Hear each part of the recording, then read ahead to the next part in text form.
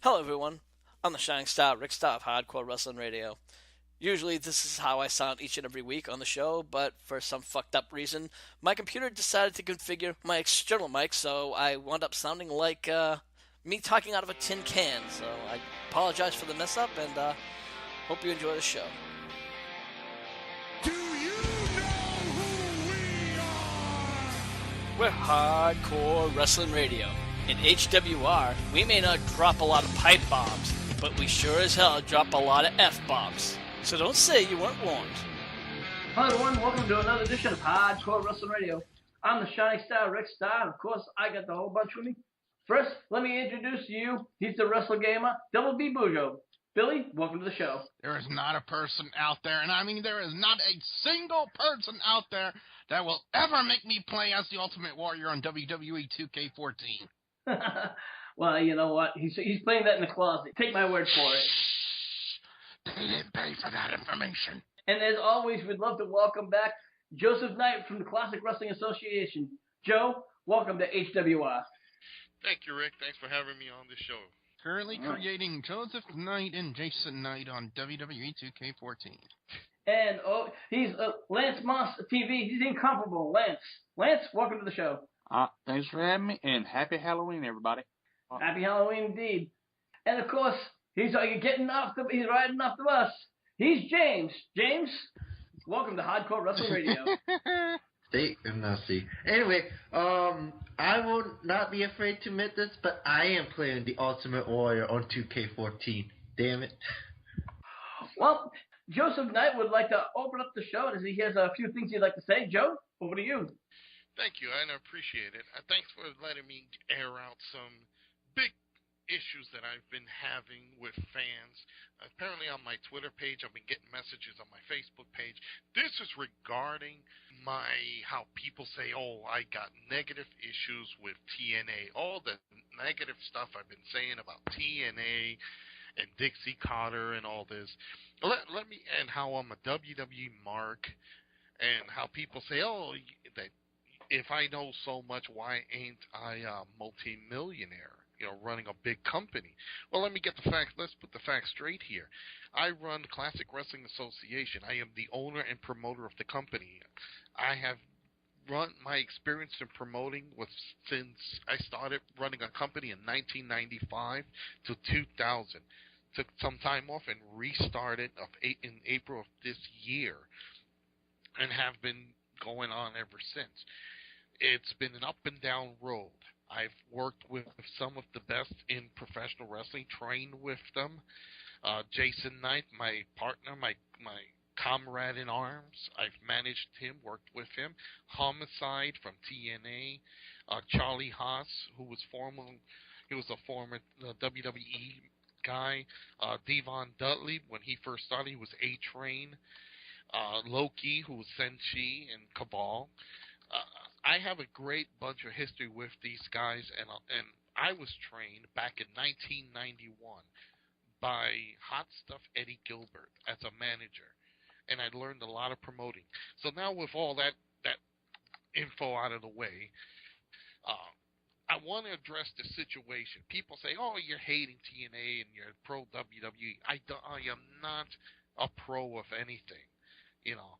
I'm basically stating the facts, which is, one, TNA has been in service for like 10 years and hasn't drawn a dime. All they're doing since day one is trying to mimic WWE. Dixie is as clueless as a baby in a topless bar. She can't seem to get herself straight. Mr. Knight, can I stop you with one thing? You might want to rephrase that. It's clueless as me in a topless bar. Okay. So noted and so corrected. And so horrified. Definitely. I wouldn't be confused. My only decision in that type of confusion will be, should I take left or should I take right? But going back to this, the talent in TNA is very good. From what we've seen from Bound for Glory and Impact, Kurt Angle and Bobby Roode stole the show. You have AJ Styles. You have the bromance. You have Stunner and you got Gunner and Storm. You have Magnus. I can go down the list. Even their Knockouts division is a slightly better than the Divas. So it's not the talent I'm down on. Okay, I'm down on the creative writing. I am down on their staff, and definitely disagree with their boss, Dixie Carter. Here's an individual who is nothing but a country music producer who basically became a money mark for Jeff Jarrett and came in and started running this company. Doesn't have a clue of professional wrestling. Never followed the professional wrestling. You want to talk about great bookers? Eddie Graham, Dusty Rhodes, Vince McMahon, and the list goes on and on. Dixie Carter basically has no idea how to run a company, and the people she employs, she basically marks out for. Hence Hulk Hogan. She had one great booker in Jerry Jarrett, and she kicked him to the side. So I want to get this fact straight. The problem with TNA is if they would get rid of Dixie, push her off to the side, clean up that writing creative staff, because I still don't understand. I can understand it for the bigger companies because they're like WWE wants to have creative writing. They employ a bunch of TV writers and they think they know wrestling. TNA is like a glorified indie promotion. All their difference is that they got a spot on TV where they don't, with that spot, they don't even market their wrestlers. They don't promote their wrestlers. They don't do anything for their company. So I'm going to put this straight. I know more how to run a company than Dixie Carter. So, and I have my negative views against WWE. So I want to address those fans who keep saying, oh, I hate TNA. I don't hate TNA. I love the talent there. I know some of the talent there, but change the staff, get rid of the owner. And I do hope somebody buys it, because if somebody has to take it off the Carters, because they are not. Again, Dixie has no clue, and I think somebody's feeding her such bad information that's making her. She's the one causing her company to collapse. Monday Night Wars. How do you do Monday Night Wars with a group of people that half the world don't even know about? And you're going against a juggernaut. That's like getting on a little scooter and running up against a locomotive. The locomotive is going to win. But with that, I don't want to go into more ranting and raving. I just got to say, in my final word, TNA, wake up. Carters, stop, pull Dixie off, put someone else in there that knows what they're doing. And for God's sakes, if you're going to sell the company, sell it to somebody, not Vince McMahon. If you have to sell it to someone, sell it to Eric Bischoff. Oh, wait a minute. Hold on. Let me check something here. Let me rip open the piggy bank. Actually, while we're talking about that real quick, because that is a few of our topics. We have a couple of those topics that's on the table for tonight. And one of the topics was that the rumors about TNA being sold. Of course, we don't even know if these are facts. There's been rumors that the Carter family, of course not Dixie Carter, this is her family, that's been considering to wanting to sell the family. This is through Fighting Spirit magazine, has been considering throwing in the towel. Now, of course, there's no real sources. They don't have any legitimate buyers. The buyers, of course, nobody knows who these buyers are. This is just all rumors. And rumors, again, don't mean nothing. So, again, this is all word. So, the bids are, again, we don't know what the bids are or who are buying. Hold on a minute. I have $1.25. I will bid for TNA. Lord knows On a serious note, let me ask you a question. Can this company be saved? You know what? It can be saved it has to be. They have to clean out the office. I said this many times on your program and especially on my website. I get emails from people, Twitter comments. Messages on Facebook. The company can be saved. You got talent in there. But I mean, the Carter owning it, the Carter family. No. I'm not talking about this Carter, but I mean the Carter parents. No. Basically, the Carter parents have to sell. So they have to sell. That's it. That's the only way. That's the only way. Because I can't see Dixie Carter giving up her position to let somebody else run the company. And look at it like this: they brung back Jeff Jarrett to handle the creative ideas. Okay. I don't know if Jeff is a little bit mental that he's trying to keep Dixie on there on TV, or Dixie's ordering him to keep her on TV. You know, the Carters need to sell. They need to get rid of this albatross. They need to get rid of this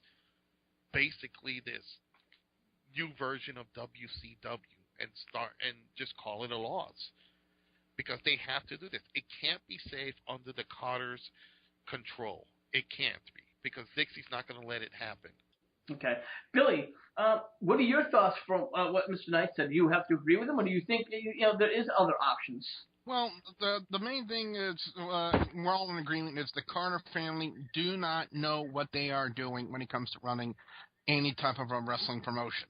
And, the evidence is there. Look at the falling rock that TNA has become as of late. I mean, come on. It's plain as day. Dixie Carter and her family know nothing about the wrestling industry. A wrestling fan cannot run a wrestling promotion. You have to understand the ins and the outs of the wrestling industry. Just because you're a fan, and this also goes on to all you Cena haters out there who think they know the wrestling industry when you don't, just because you're a fan of the promotion and of the product does not, I repeat, does not mean you know the ins and the outs of the wrestling industry. Carter family, if you want to own the product, that's fine. But have someone run it for you. Like a consultant, like you should have kept your business with Jeff Jarrett and Gary Jarrett. Because they know the ins and the outs of the wrestling industry. When you kick them to the curb, that's when TNA has began to fail. And ever since then, TNA, it's just been a falling rock. I'm not hating on TNA. We're not saying TNA doesn't have good talent. They do have good talent. They have amazing talent. But they're not being used and they're not being utilized properly. That's what I think one of TNA's biggest issue is, their lack of proper utilization of their talent. If they would utilize their talent properly within time, I'm not going to say it would be a complete major turnaround right then and there. It would take a little bit of time. But within that time, they can turn themselves into a legit company. Could they compete with WWE? In time, maybe. And if I could chime in real quick, for the fans that are listening, running a wrestling company is not just putting two guys in a ring and telling them go fight, and you're the winner, you're the loser. It takes more than that. You have marketing, you have to promote your company.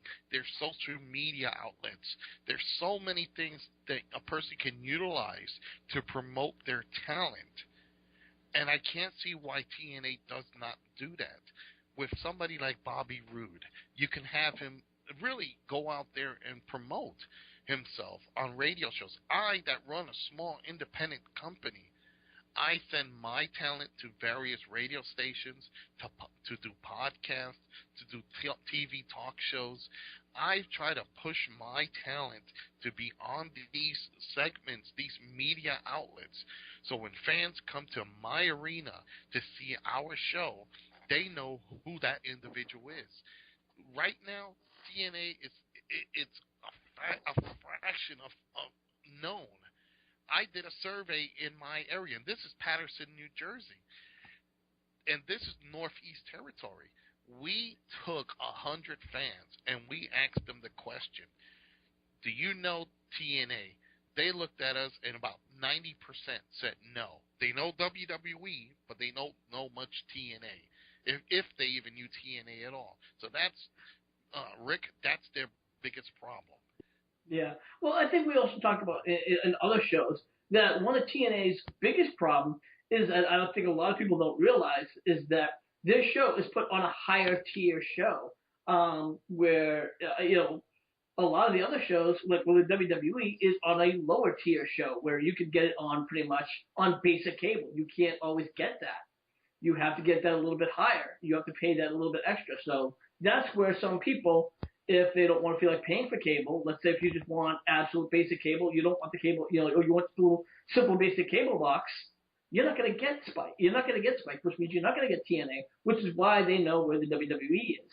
You're going to get WWE no matter what cable system you get. And here's another thing too. What WWE does right, they have if you don't have cable TV, you can and you do have an internet connection, you can look them up on Hulu Plus, on Netflix, on even YouTube. TNA doesn't even do that. So again, that's where they lose out. They are on multiple different areas, and you can find them very, very easy. And I do agree with you. Again, that is where they are, much more wider, expanded. So, but let's be moving. Actually, you know what? I don't even think we had a chance to talk to Lance. This is the question I wanted to ask Lance. There's a lot of rumors that WWE is selling their shares. Do you think that WWE could possibly be picking up TNA in the future? Right now, probably not, because from what I hear, they might not even be on. To them, they kind of think that they're pretty much still the only big game in town kind of deal. But if TNA, gets bigger, possibly. Okay. All right, James, what about you? Do you think there's any possibility that TNA can become a WWE product? I'm with Lance here. I feel like if TNA grows a little bit bigger than how it is, then I would see WWE pick him up. But right now, no. And also going back to what y'all said, if for TNA to survive, the Carters need to sell, but they need to sell it to somebody that knows the business. Absolutely. Well, now we're going to move on to a discussion we had. We actually had a very good heated discussion about John Cena winning the world title. And I'm going to pass this one over to Billy. Over to you, Billy. Yes, on an off-air discussion, it was a nice, very heated, angry type of debate-style, friendly talk that me and Rick had over John Cena. A lot of fans are really, really upset with the fact that, John Cena is immediately back and he's already World Heavyweight Champion. Boo-hoo! I want to cry my hands out. I hate Cena so much. But here's the thing that I find really, really, really, really, really funny is the fact that the week before, these same fans that were pissing, moaning, bitching, and complaining about Cena winning the title were 1 week before they were saying, Del Rio sucks. Del Rio doesn't need to be champion. They need to take the title off of Alberto Del Rio. And to me, for one thing, it's like damned if you do, damned if you don't. The fans hated Del Rio as champion. I, for one, hated Del Rio as champion because he did literally nothing with that World Heavyweight title. Now, John Cena is an experienced champion in the WWE. He has held many a title. He has had good lengthy championship reigns, and whenever he has been involved in a championship, whether it's World Heavyweight Champion or WWE Championship, it was always the mainstay, the main focus of that brand. Whenever you needed someone to put a limelight on a certain title, John Cena has that ability, and still, to me, has that ability to do that with the World Heavyweight title. That's why I agree with WWE putting the World Heavyweight title on John Cena, despite what you idiotic, moronic, no business knowing Cena haters have to say about this. Well, you know what? I'm going to tell you, Billy. I always have deepest respect for Cena. But I have to be one of those guys who didn't think that he deserved that title shot right away. And I'm sorry. And I still stand by that. For him to come in, for, Alberto Del Rio to get this, to do this feud, and he really got, did very well with what little he had to do with. I mean, he had to deal with a feud with nobody. there was nobody there for that whole time. And it was obviously, I mean, come on, they do all these big, vignettes of Cena coming back. You know that Cena's going to win. I mean, he might as well. I mean, why didn't Cena just come down and say, put your finger on him and have him lay down 1, 2, 3? What's the point? Well, because that would be a slap in the face of wrestling fans. Because Well, we've seen that already. We've already seen a finger poke of doom. But you know what? To me, that was a finger poke of doom because I said Cena's going to win. I said Cena is going to win, and guess what? He won. Whether it's a finger poke of doom or not, it's a slap in the face. Because somebody who's gone comes back, wins a title, and I'm sorry. Now, if it was a WWE title, which he had a right to win, because he was a former WWE title, it would make sense. Yeah, but here's the thing. You know, who is a bigger draw at the moment? And I want you to be honest about this, Rick. Who is a bigger draw right now? Would it be Alberto Del Rio or would it be John Cena? So it's all about money then. Hey, that's what the business has always been about. Well, but the thing is you need to try to build somebody else up. You need to say, hey, look, you know what? Yeah, we want Cena to come back. And if Cena comes back, you know that Cena doesn't have to have a belt on him. Cena can give them the time to build someone up. And while he's building someone up, he can build that title up. Here's another thing that everybody's forgetting. Lately, some of Raw and SmackDown's ratings are low, and regardless if you like them or hate them, John Cena equals ratings. He took a belt that was the opener of every pay-per-view, and I predicted that he was going to be semi-main event, and he took that belt and made it, again, a prestigious title. What does he, who's going to challenge him? Who knows? There's really no one to challenge him. But again, WWE needed ratings. They probably saw it starting to tank, and they're still doing 10 times better than TNA in ratings. But to them, even dropping below 3 point something, it's still a slap in their face. So who do we get to build up our ratings? Well, John is there. Let's give him the belt. Boom. Instant ratings. That's all it is. Money. Ratings. That's all it takes. Regardless if you like him or not, there it is. It's like Hulk Hogan in the 80s and in the 90s.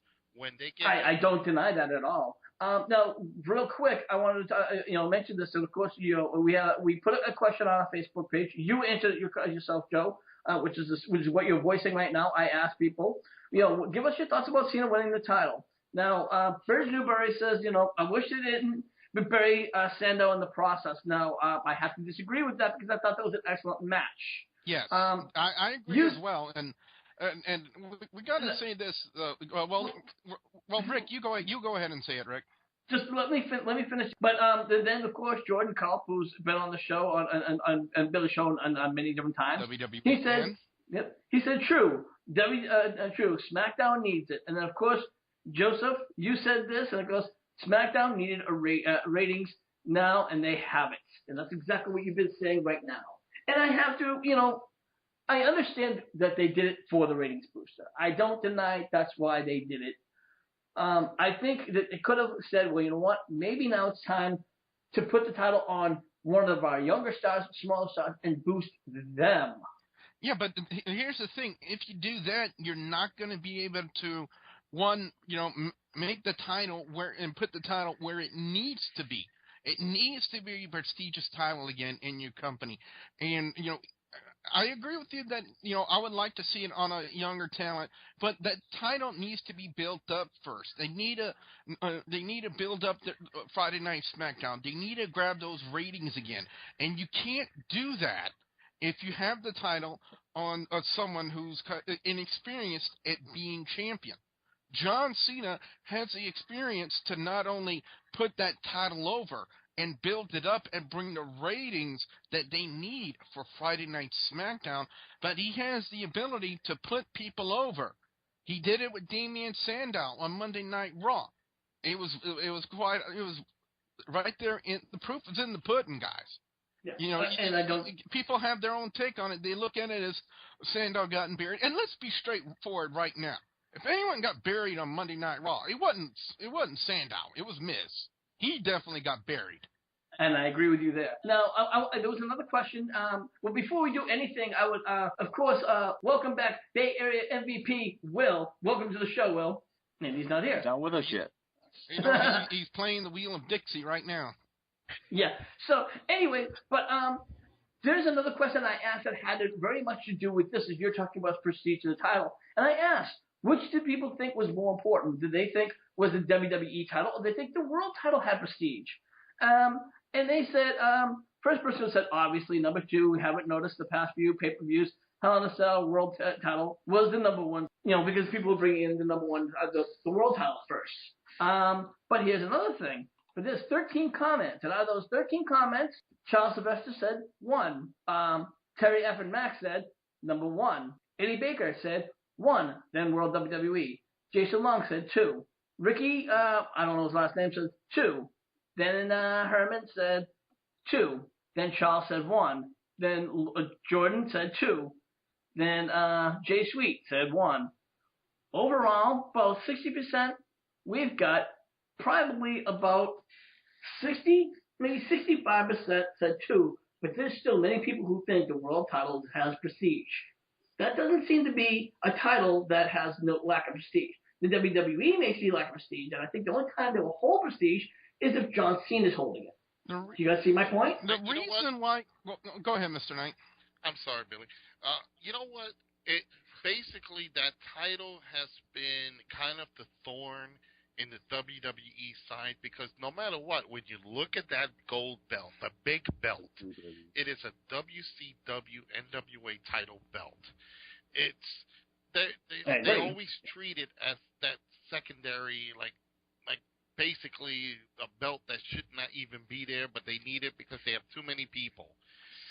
Unfortunately, over the past couple of months, if you look at what's been going on in the WWE, they used to have the brand segregation. Now everybody's all fighting on SmackDown and Raw. But that title belt has been so neglected because they just give it to anybody. So, with the ratings starting to come down, that belt is starting to be like the opener of pay-per-views. They needed to bring it back to the prestigious level that it was. And they figured, well, how can we raise SmackDown's, ratings? And, let's bring John back and give him. There's really no one else at this point in time in SmackDown or Raw that can bring this title prestige. And I think giving it to John is a smart idea until they build someone new to take it over. Okay. And like I said, if the WWE really didn't want the world title, I don't see why they're bringing it in. They could have made their own title. They could have done so many other titles, and they chose to have that title. So it's like, I know why they treated it like the redheaded stepchild. It's just a lot of things to me just doesn't make sense. But you know what? I'm gonna bring it over to Lance. Lance, what are your thoughts? What do you think about John Cena winning the world title? Do you think it was a bright idea? Do you think it was a bad idea? Well, as the non-Cena vocal guys, everybody knows me and the Cena character don't really go hand in hand. But and the whole which title means more thing to me, it fluctuates. But okay, will this make me watch SmackDown? Probably not. But do I have a problem with it? Not really. Okay. All right. Yeah, all right. Is Will with us? Will hasn't. He said he was. Okay, I know that Will is busy at the moment. No worries. James? Will is currently naked, waist deep in candy. Okay. James, over to you. Your thoughts. I have to agree with Rick, really, when it comes to John Cena in the world title. I felt like this is the wrong decision to give Cena a world championship, and the fact that he is back 2 months ahead of schedule. That is not good. But at the same time, you have to see it. It's like there is nobody WWE has built up. They try to do it Ziggler, but right now Ziggler, if the rumors are true, is in the doghouse. Punk is doing his feud with Heyman and all this stuff. Who else can you give the title to? Yeah. So I think that, when it comes to the world title, one of those things, a lot of people always get me divided on, and it's not one of those things that we're always going to come at a mesh with, at a crossroads with. But right now, let's move over to Lance. I'm sorry. Lance, I believe you have something you want to talk about. You want to talk about the Wyatts. Okay. Well, Thank God it ain't the wheel of Dixie. You never know. No, I figured I was going to say that one for you, Billy. Anyway, this past week, we know Bryan and the Wyatts attacked Daniel Bryan. Then later on the show, they attacked CM Punk. And during his Bray Wyatt claimed the devil made him do it. Now we all know that Bryan is deep in storyline with Orton and Triple H, or the Authority, if you want to call them that. I prefer to call them Corporation 2.0. But what do you think the motive is behind them attacking CM Punk? I mean, personally, I think it's because he's always been anti-authority. Billy, The motive is fans out there. The motive for that, Lance, is the fact on the matter fans on the internet were bitching that the WWE weren't utilizing the Wyatts, and now they utilize the Wyatts, and now they're bitching over the fact that the Wyatts were overutilized. See, it goes back to that classic case of fans bitching for something, getting it, and now they don't like it. Like a certain somebody turning heel. Yes. That they now got right now. Yes. Arcade. But the point, though, well, if you want to use that, but the point though is that they're not using it. The fact is, the Wyatts. I mean, at least, let me clarify something. Bray Wyatt is still doing the same thing. He's just sitting in his rocking chair, looking at matches, twiddling his thumbs, and just does segments where he just attacks people. What does he do in the ring? Zip. Zero. He does that little, Sister Abigail move. The only people who have any real significance in that whole trio are the two brothers or cousins or whatever you want to call them. Roman, and even Roman two of and them, Harper. I have lack of any respect. What? I think it's Eric Rowan and Luke Harper, if I'm not mistaken. Yes. Correct, Harper. Yes, I'm sorry. Harper, I really have the one I have the most respect for. Rowan, I'm starting over. Anybody else's thoughts? Chime in. When it comes to the Wyatt family, I think they already got to that point, and it's as funny as it seems, they already gotten to that point where fans are just, I don't know if it's boredom already with them, that sticking to the same people over and over. I think, look at what they did with Kane. They brought Kane back quickly. So it's kind of, I would have done more with Kane and the Wyatt family than anything else. I think already the fans are like, okay, let's move on. I said it once and I say again, fans today, are too picky. It's like they ask for chocolate cake, and when they get the chocolate cake, they taste it. It's like, oh, we don't want that now. We want vanilla, or we want some other flavor. I think what happens is they start seeing the reaction now the Wyatts are getting in. The little bit of mistakes that Bray Wyatt is doing, I think you're going to start seeing them slowly phase the Wyatts into other feuds and start see if they can bring their attention back and build them up again. I think that's what's going on now. That's why they're attacking other people, so they can build up their attention. I agree with what you're saying about the fans. They want something once, and by the time they get it, they don't want it. Because the problem is, especially, and I'm gonna kind of beat on the WWE for a little bit, because the problem is with the WWE, it takes they don't do it right away. They don't bring somebody in and do it right away. They wait weeks, sometimes months, before they do anything really significant with them. I mean, you could talk. Let's take Ryback for a minute. Ryback was in a match beating on nobodies for almost up to 6 months before he had a significant match. Now they're doing with the Wyatts. He's sitting in a rocking chair And I think he had like maybe one, maybe two significant matches. Come on. Now, of course, you're going to sit there screaming for chocolate cake, and then when you finally get that chocolate cake and realize it sucks. You know what I mean? And the problem It is makes sense. they did not build them up with enhancement talent.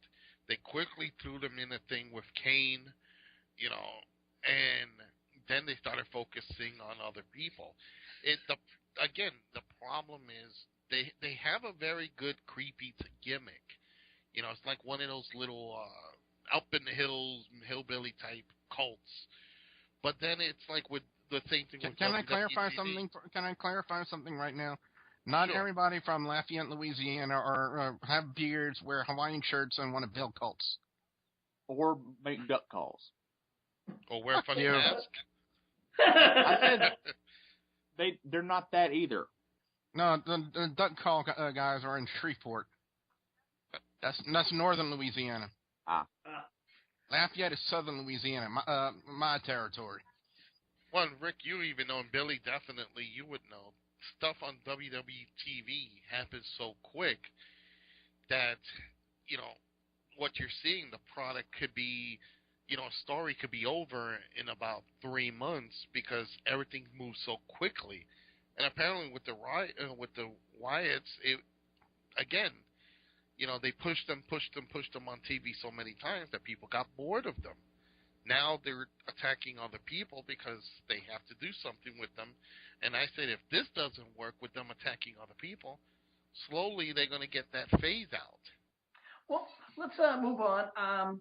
We're going to talk real quickly about a discussion that I recently been talking about. We was talking a little earlier about John Cena, and now I want to see what would happen if tomorrow John Cena, Randy Orton, Daniel Bryan, CM Punk, and Alberto Del Rio all left the WWE. They just had to get up and said, you know what, for whatever reason, we're done with the WWE, or they just retired, gone. Who would be the next big thing? Holy cow, you just killed the locker room. And their headline would read, Vince McMahon has a massive heart attack. But that would be it. You just took the 5 big guys right now, as it is today, and they are now officially gone. You know where you will see?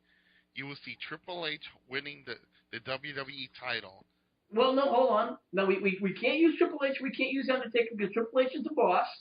So we can't really put him back as the champion. And we can, of course, Undertaker, for all it is, has got one leg in retirement. So we got to be realistic about this. Who would you see in the current roster as it is? Dolph Ziggler. Dolph Ziggler. Okay, Billy, that's you. He has that ability. He has the charisma, but he just needs to get himself out of the doghouse and learn how to properly conduct himself backstage. Okay, Billy. You have Dolph Ziggler. Do you have anybody else, Billy, that you would put at least one other person if you could? Because he has to feud with somebody. As much as y'all are just ragging on him, Bray Wyatt. I see Bray Wyatt being a good heel in the WWE. The thing is, gotta let the gimmick develop more. If the gimmick develops more, then you get to see what Bray Wyatt can really, really do. And it's something I've seen throughout his videos and in NXT, in Florida Championship Wrestling, where he really was over as one of the dominant heels of those companies. And Bray Wyatt has that ability, if fans let the Wyatt family gimmick and allow it to run its course and allow it to develop. Okay. Let's kick it over to James. James, if you had to pick 2 guys to be the next big thing, because obviously he's going to be somebody, but he has to feud with somebody to be that next big thing, who would they be? The heel, I'm going to have to say Dean Ambrose, because I think he could be that next top guy I could see in WWE. Okay. And that was one of our big number 1 guys that a lot of people picked on our Facebook page. I think out of 16 or 17 comments, he was one of our top picks, but go ahead. Really, a face you can't really, I can't really see one of face. I could see Ziggler, But as Billy said, he has to get out the doghouse. He has to present himself to where WWE is acceptable in WWE standards. That's the main problem with Ziggler. Overall, he's a good guy. If he could, it's gonna be Ziggler and Ambrose. Lance, over to you. Your 2 picks. Well, I can kind of see Ambrose versus Wyatt, mainly so they could probably start something to start the process of something I've heard a lot of Shield versus Family. All right, and that's a very, very, very possible. And lastly, Joe, over to you. Your 2 guys, if you had to pick. Wow. I agree with James on Dean Ambrose. I think he would make a great heel. And if he had the rest of the Shield backing him up, perfect. That would have been perfect for him. As far as a, babyface champion, I tossed 2 names in my head back and forth. One was The Miz, and he's got good entertainment value, but I will have to say again, and I agree with everybody with Ziggler. I think he needs to be repackaged. I think he needs to get out of that issues that he's been having.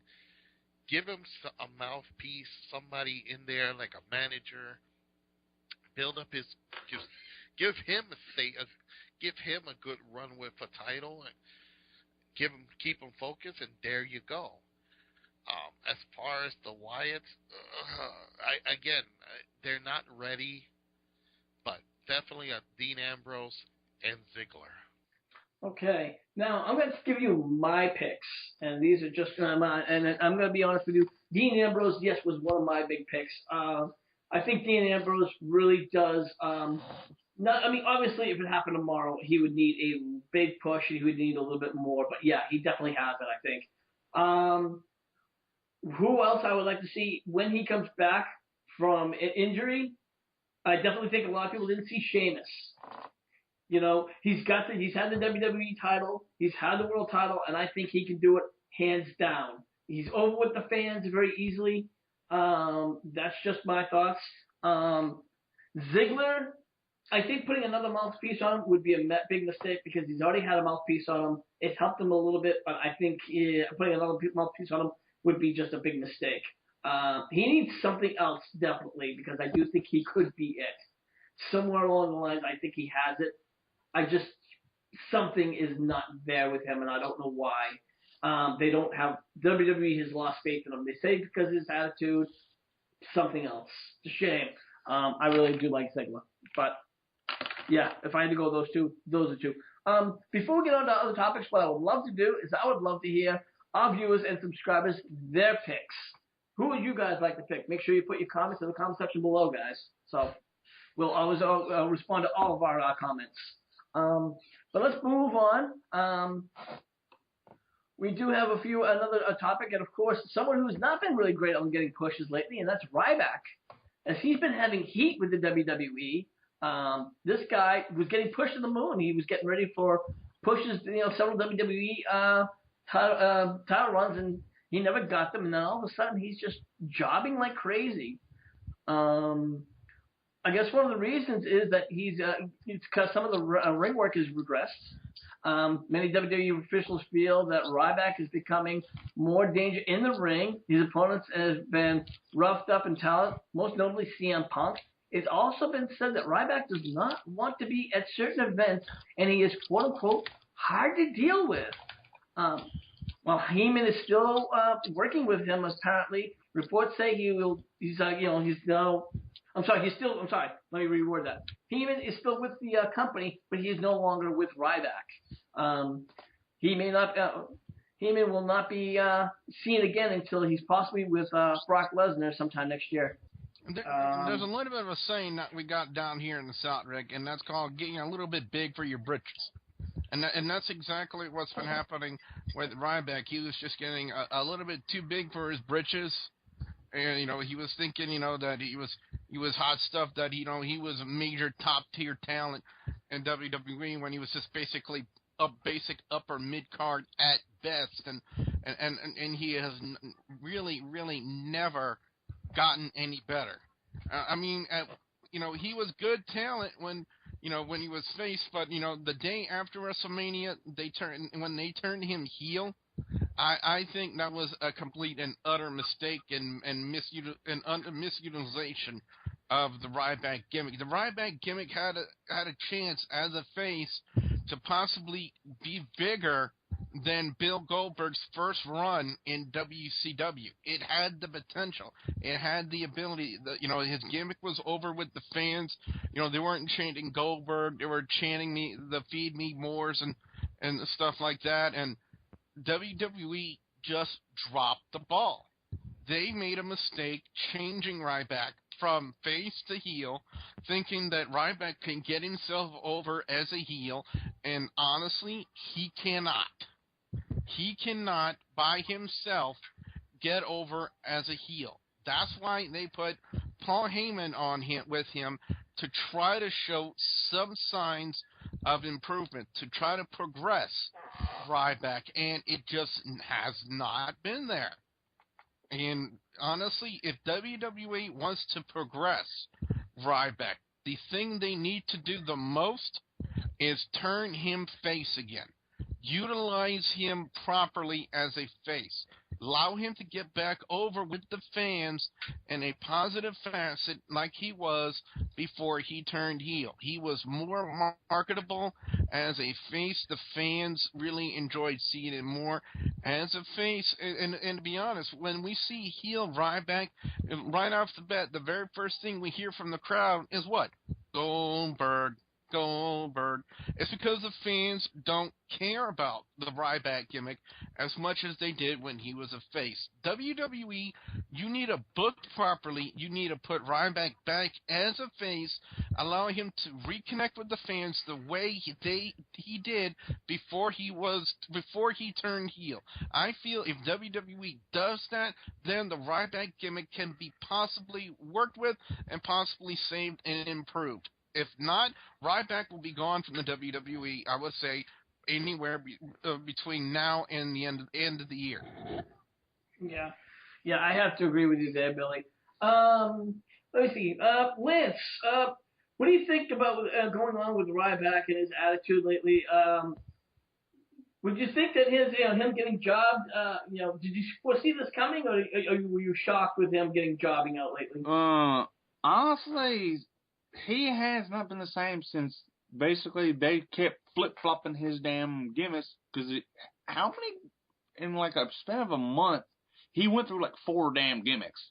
So yeah, they have not had any idea what the hell to do with this heel gimmick since they started it. So it really doesn't surprise me. James, give me your thoughts about this whole Ryback. Do you possibly see him coming back from this? Can you see, can he pull out of this thing, or do you think it's just a tailspin going down and down? That's what she said. Thank you, Bill. Stop talking about it sounding like that. Oh. In a way, I feel like this is a tailspin going down and down. I kind of enjoyed him as a face, but to me, it felt like it was bland in the beginning. I mean, as I said, I kind of liked it, but like when he first did the jobbers, I'm like, it's just some guy being done with jobbers. And then when he got feud with Punk, I was like, hey, I think you have a chance. But then once they turned him heel, nope. Joe, as Billy said, that he kind of got a swelled head, and that's where his attitude and problems started. I'm thinking over in CWA. Have you seen this more than once before? We deal with it really quickly by putting the individual in its place, or we just let them go. I've been thinking about it. I've been listening to everybody talk about, with you guys, your opinions of what's going on. Could it be that maybe Ryback is upset with what they're doing to him as he was doing? He probably enjoyed being a face, and when they turned him babyface, that's why his work rate started collapsing, because he wasn't happy.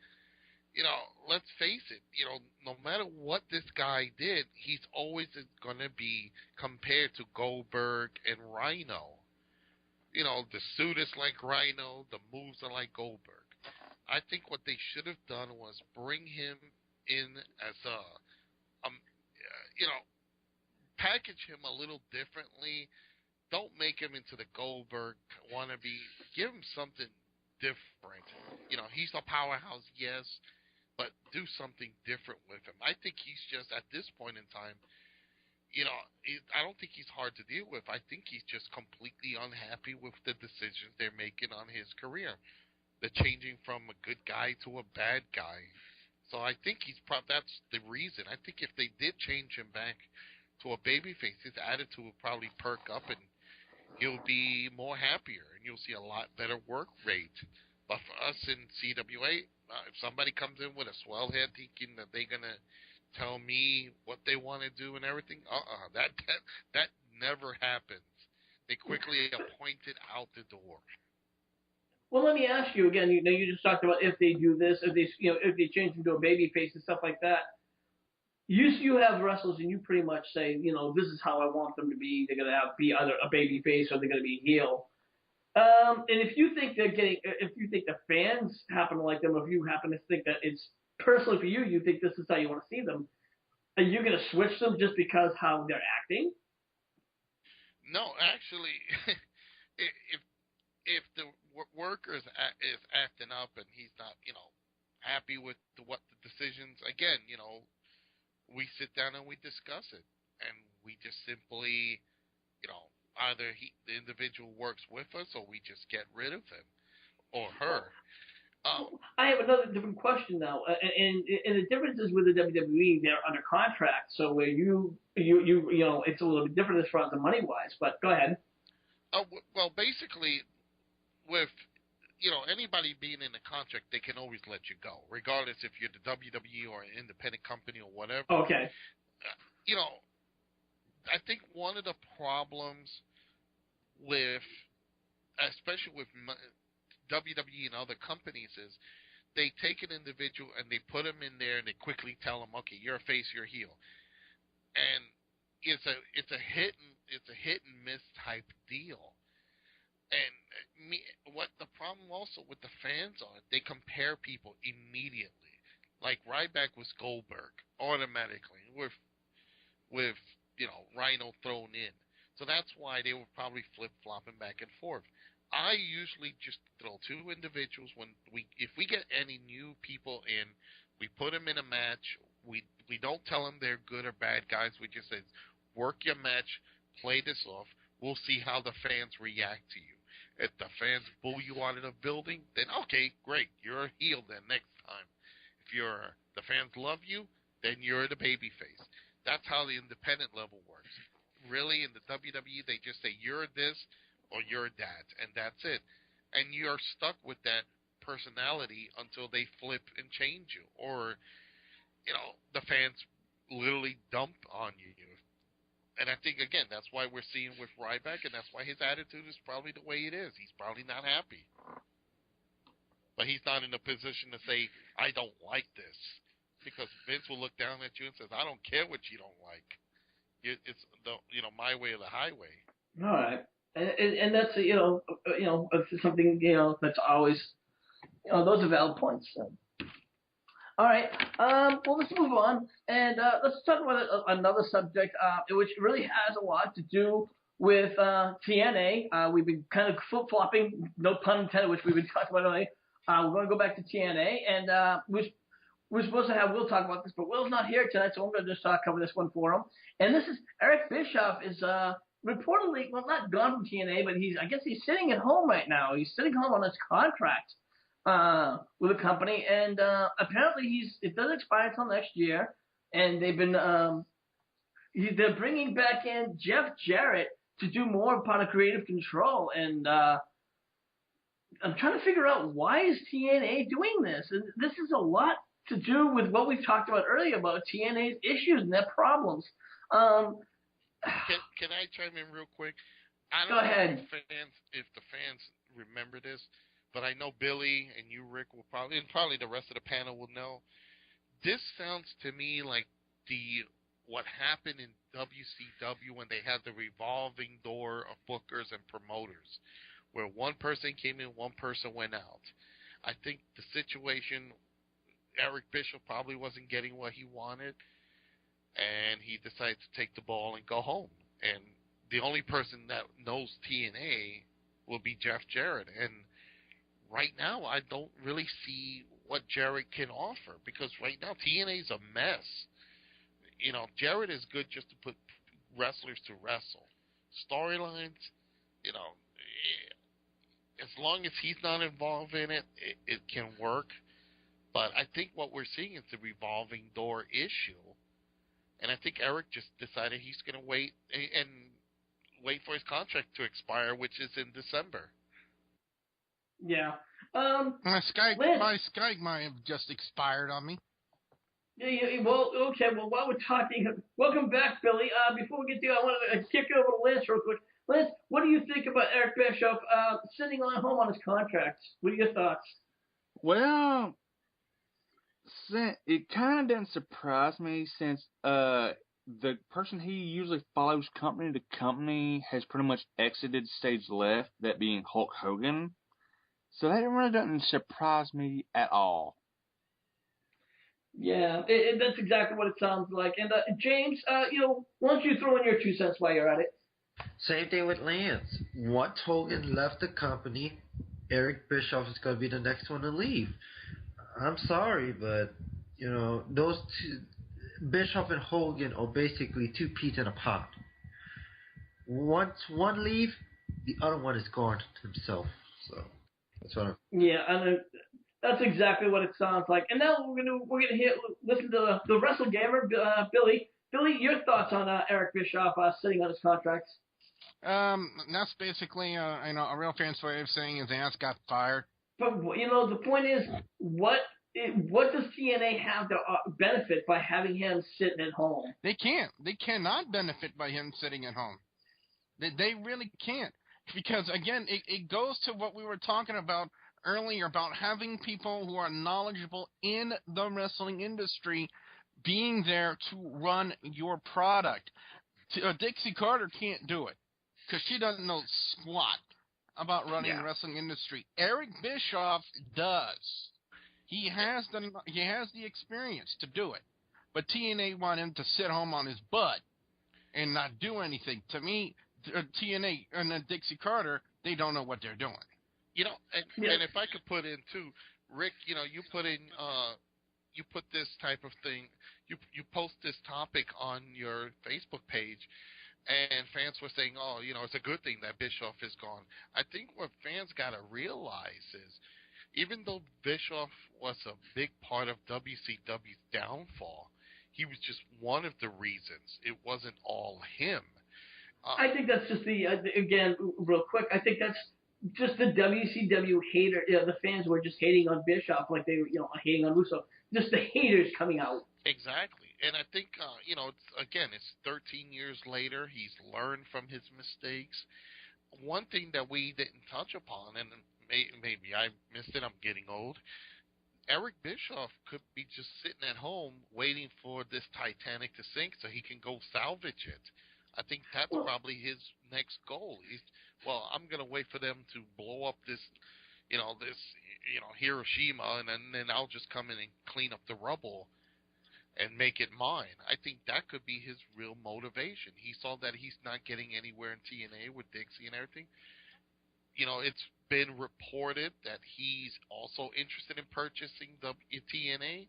So maybe this is his way of just pulling back and saying, oh, okay, guys, go ahead, destroy the company. I'll be there to pick up the pieces when it's done. Well, you know what? If I may play devil's advocate for a moment, he tried that before, and he got caught sleeping. Did that with WCW. He thought he had it. He was sitting on a beach.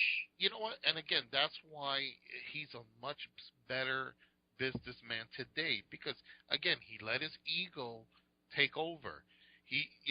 And Vince came in and bought it at a lower price. So I don't know what Vince did to get it at a lower price than what Bischoff put in. But I think this time around, I think Bischoff can pull it off and buy it, because one of the things with TNA is it's not profitable. It's not a viable company. Vince is not really going to buy it unless he buys the library just to show off the former talent that was in there, that was from WWE. Or to prevent somebody else from buying it, it's a rival company. They don't want a rival company. That means killing off a rival company. That's exactly what they're going to do. And I'm sorry, that's my thoughts on that matter. If you can kill off a company for a small price, especially by selling a few shares, why not? You know what? Here's something that just dawned on me. Could it be that Stephanie is selling her stock to have her personal money to buy TNA? That's what, like I said, I've been seeing her, both her and Triple H have been selling a lot of stock. Keep in mind, people, I'm telling you, you never know. You never know. Lightning can strike twice, people. But you know what? We are going to wrap this up. We're going to call this a night. So, Billy, where can people find you over at WGS-TV? I'm sorry, my Skype messed up again. Can you repeat that, please? Okay, we'll leave it as... Billy, where can people find you over at WGS-TV? Find me at youtube.com/WrestleGamer, where very soon I will have up my review of BioShock Infinite, and then I will be continuing with The Last of Us, which should be very, very interesting. WGS-TV switching to a one-game format now, which to me has been a little bit more efficient than doing multiple games at a time. So be sure you guys look for that. Also, don't forget WGS-TV's Facebook page, which is facebook.com/WGS-TV. You guys can live chat with me throughout any of the live shows. That's Raw, SmackDown, or even the main event. Yes, I do watch main event, despite Rick's objections. I still watch. Well, you still watch the lame event? Yes, I do. All right. And Joe, why don't you tell us all about Classic Wrestling Association, where people can find you? Well, they can find us on ClassicWrestlingAssociation.com. You can also find us on Facebook at Classic Wrestling Association. You can follow us on Twitter, Joseph Knight CWA, and we are also on YouTube, which is Classic Pro. It's CWA Classic Pro. There you go. Well, I believe you also have a big event coming up in December. So why don't you tell us all about that? It's basically Saturday, December 21st. It's in the CWA Arena, which is in Paterson, New Jersey. You can find the information on our website. It is called CWA Live, and it's a Toys for Tot charity show. So if you have it's basically $5 to come in if you have an unwrapped toy. If you don't have a toy, then it's $10 to come in per person. The start time, and this is going to be a throwback to you, a wrestling traditionalist. Our show time starts at 6:05. So Saturday night, 6:05. If you remember that time slot and that day, you know what's going on. All right. And now, Lance, over to you. Tell us all about Lance Moss TV. Do a little bit of wrestling reviews, album reviews, NASCAR reviews, cooking videos, Q&As when people send me questions, and whatever else pops into my head. Oh, okay. And James, as always, thank you for joining us. Why don't you tell everybody where they can find you at? In a hole in the ground. Hey, repeat what you say because your thing broke up on me. Oh, sorry about that. James, I just wanted to thank you for joining us. I wanted to tell you where everyone can find us at. We can find you at. They can find me, well, right now, since we don't do Instagib, I don't know where I'm going to go next, but you will always find me on the HWR Facebook page, as I'll be posting the Diva of the Day, and, well, I have to find a new one for it, actually, since it's one sum over here. Final one for today. Okay, and we would also want to thank Will, who was not able to show up here tonight. And don't forget that you can find us over on our Facebook page. That's facebook.com/Hardcore Wrestling Radio. And if you want to subscribe to our YouTube page, that's youtube.com/HWR Show. So for everyone here, I'm the Shining Star saying we'll see you when we see you. Ladies and gentlemen, this week's edition of HWR has been brought to you by SoCon's brand new product, the Jackass Whole Lantern.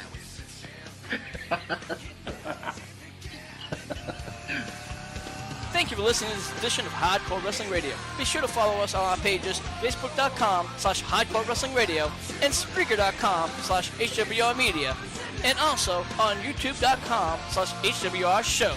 Until the next time, this is Rick Starr saying, see you when we see you.